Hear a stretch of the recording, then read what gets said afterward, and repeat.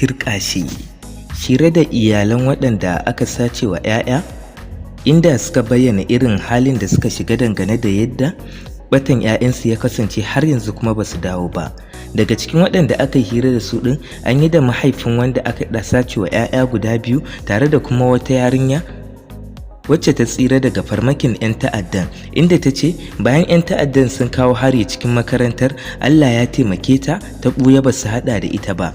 Akan idanta suka kashe firinsifal, sannan suka kwashe ragowar 'yan makarantar su 25 suka tafi da su.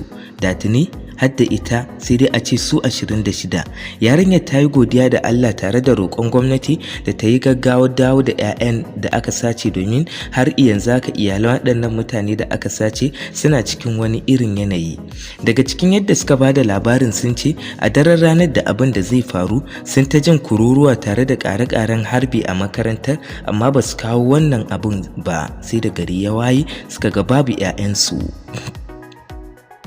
To dai a taƙaice kafin mu shiga cikin bidiyon, muna ga mai roƙonku da ku daure ku danna alamar subscribe, sannan kar ku manta ku taɓa alamar ƙararrawar sanarwa, sannan ku yi wa bidiyon namu alamar like. Mun gode.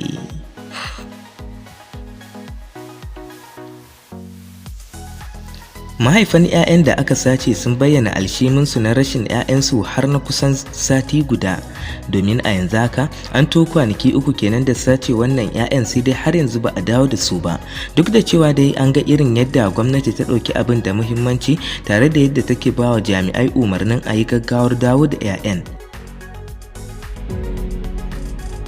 Kamar yadda kuke gani na a daidai wannan lokaci, gani a cikin garin Maga na jihar Kebbi, garin da 'yan bindiga suka shigo suka kwashe mata ɗalibai 'yan sakandare 25, sa'annan suka kashe mataimakin shugaban makarantar tare da wani mai gadi. Masu kallo, a daidai wannan lokaci ku kasance tare da ni saboda in kawo muku cikakken rahoto akan menene abin da ya faru a cikin wannan gari. Ina da 'ya'ya biyu a cikin wannan makaranta wadda al'amarin ne ya faru. Mu dai mun ji ana halbe-halbe kusan karfe 4 na dare, kuka ji ana halbe-halbe. Ko da aka wayi gari sai aka ce muna an kwashe muna 'ya'ya a makaranta. Duka an kwashe, an wuce da su. Ina bakin ciki, raina ya ɓaci, na rasa abin da zan yi ma, ina kuka da hawayena saboda na san da cewa bala'i ya ci muna.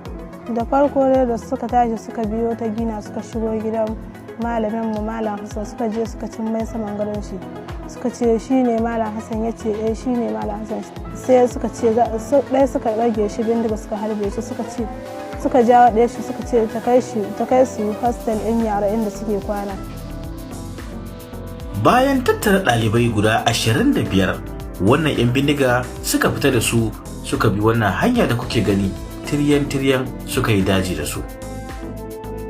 Ɗaliban da aka sace a wannan makaranta sun hada da Fatima Sani Zimri, Hafsat Ibrahim, Nana Firdausi Jibril, Mas'uda Yakubu Romo, Hauwa Sale, Hauwa Umar Imam, Salima Garba Umar, Salima Sani Zimri, Amina Ji Umar, Rashida Muhammad Dingu, Saliha Umar, Aisha Usman, Jamila Ilyasu, Maryam Ilyasu, Naja'atu Abdullahi, Zainab Kolo, Surayya Tukur, Hafsat Umar, Yalmo, Maryam Usman, Amina Ilyasu, Iklima Suleiman, Khadija Nazifi, Hawwa'u Ilyasu, Hawwa'u Lawali da Umar Kusum. Ya ɗalibai yan JS 3 da yan 11 years, yan 12 years, 13 years, yan kaɗan ne kawai yan 15 to 16 su ne suka kwasa. Can kuma da suka je su cin daji, sai daga cikin su akwai suka ci ba su zuwa, sai suka hasa biyu da suka harbe su. An kawo gawakin su an kai su an yi jina'i su jiya.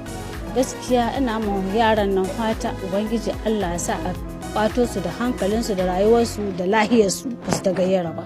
Sanata Garba Musa ya ziyarci wannan makaranta inda ya musu ta'aziyya sannan ya jajanta musu. Wayannan yara da aka ɗauka da yadda Allah za su dawo. Da yadda Allah za su dawo. Muna ƙara godiya, gwamna ya zo jiya ya kuma yi bayanai na matakan da gwamnati ta ɗauka na cewa da yadda Allah wayannan yaran za su dawo.